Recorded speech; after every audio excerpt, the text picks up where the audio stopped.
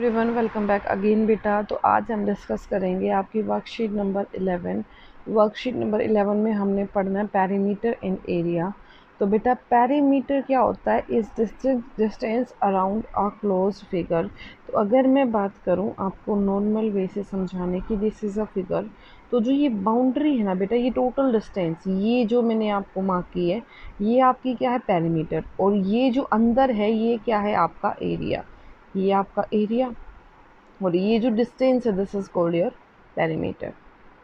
अब देखो, अब इसने क्या बोला, व्हाट डू यू हाँ what you need to find in the following situation, write the answer. जैसे कि इसने लिखा हुआ है how much space does a black board occupy. तो कितना स्पेस लिया, तो इट मीन्स एरिया।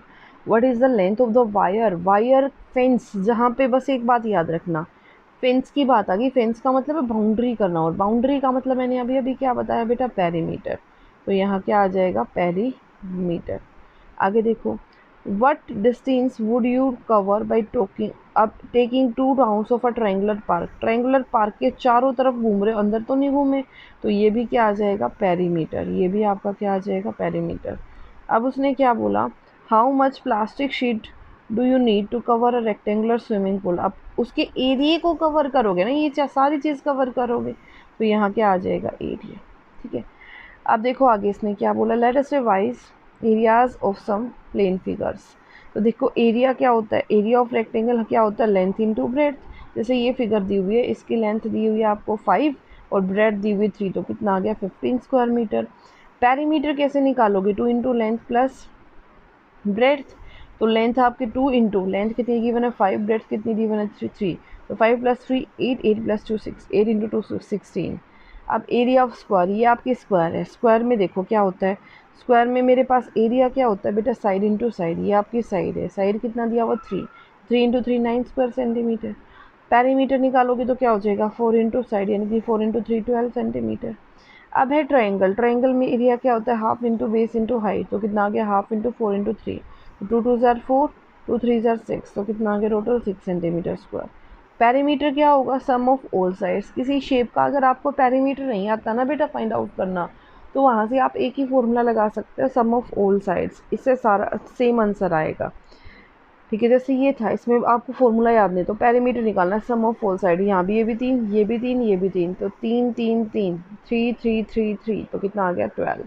कैसे कर सकते हो? तो यहाँ पे कितना आ गया? 3 प्लस 4 प्लस 5, यानी कि 12 सेंटीमीटर। या अब इनका निकालना है। अब देखो उसने बोला find the area and parameter of the given figure. अगर मेरे को उसको पैरामीटर निकालना है तो क्या होगा बेटा? 4, मैं यहाँ लिख रही हूँ, perimeter is equal to 4 into side. 4 into 4 यानी कि 16 सेंटीमीटर। तो कितना आ गया? 16 सेंटीमीटर। एरिया कितना हो जाएगा? साइड इंटू साइड, यानी कि 4 इंटू 4, 16 सेंटीमीटर स्क्वायर। ये भी कितना आ गया? 16 सेंटीमीटर स्क्वायर। क्लियर। यहाँ देखो रेक्टेंगल का अभी अभी क्या निकाला था, इसको हटा देते हो अभी यहाँ से। ठीक है। अब देखो यहाँ पे मेरे पास क्या होगा?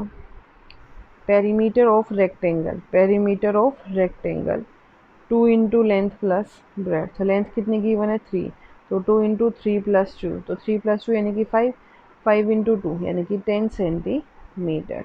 ऐसे ही अगर एरिया निकालूंगी तो कितना हो जाएगा बेटा?